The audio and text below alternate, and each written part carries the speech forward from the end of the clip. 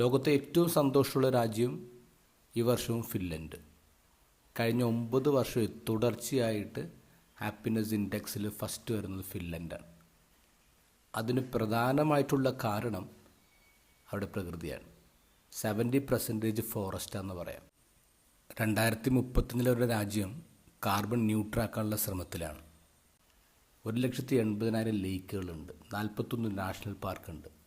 ആർക്കും എവിടെ ഫ്രീ ആയിട്ട് എൻട്രി ചെയ്യാം. അപ്പോൾ ഇതാണ് ഒരു കാര്യം, എൻവയൺമെൻറ്റൽ ഫാക്ടർ. രണ്ടാമത്തേത്, അവർ നിയമങ്ങൾ പാലിക്കുന്ന ആൾക്കാരെ, പ്രത്യേകിച്ച് ട്രാഫിക് നിയമങ്ങൾ. ഇപ്പോൾ ഒരു സൈക്കിളെ വിട്ടാൽ പോലും ഒരു ഹെൽമെറ്റ് വെച്ചാൽ പോകുള്ളൂ. അവർ ഹെൽമെറ്റ് വെച്ച് പോകുന്നത് അവിടെ ആ നിയമം ഉള്ളത് കൊണ്ടല്ല, പോലീസ് പിടിക്കുന്നു പേടിച്ചിട്ടുമല്ല. എൻ്റെ ഒരു തെറ്റുവഴി വേറെ ആളുടെ സന്തോഷം പോകരുതെന്ന് അവർ ഓരോരുത്തരും തീരുമാനിക്കുകയാണ്.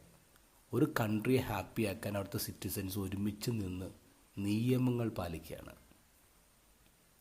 ഇൻ ദ ഗോസ്പൽ ഈശോ പറയാണ്, ഞാൻ എൻ്റെ പിതാവിൻ്റെ കൽപ്പനകൾ പാലിച്ച് അവിടുത്തെ സ്നേഹത്തിൽ നിലനിൽക്കുന്നത് പോലെ നിങ്ങൾ എൻ്റെ കൽപ്പനകൾ പാലിച്ചാൽ എൻ്റെ സ്നേഹത്തിൽ നിലനിൽക്കും. അപ്പോൾ എങ്ങനെ സ്നേഹത്തിൽ നിലനിൽക്കാൻ പറ്റുന്നത്?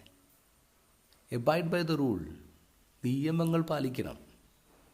അങ്ങനെ നമ്മൾ നിയമങ്ങൾ പാലിക്കുമ്പോൾ ഈശോ പറയുന്ന പോലെ നമ്മളിൽ സന്തോഷം കൂടിയുള്ളൂ. ആ സന്തോഷം കംപ്ലീറ്റ് ആവും. നമ്മുടെ രാജ്യത്ത് മറ്റുള്ളവർ നിയമങ്ങൾ പാലിക്കുന്നുണ്ടോ എന്ന് നോക്കി നടക്കണ്ട, നമ്മൾ നിയമങ്ങൾ പാലിക്കുക. അങ്ങനെ ഈശോ പറയുന്ന കംപ്ലീറ്റ് ഹാപ്പിനെസ്സിലേക്ക് നമുക്ക് വളരാം.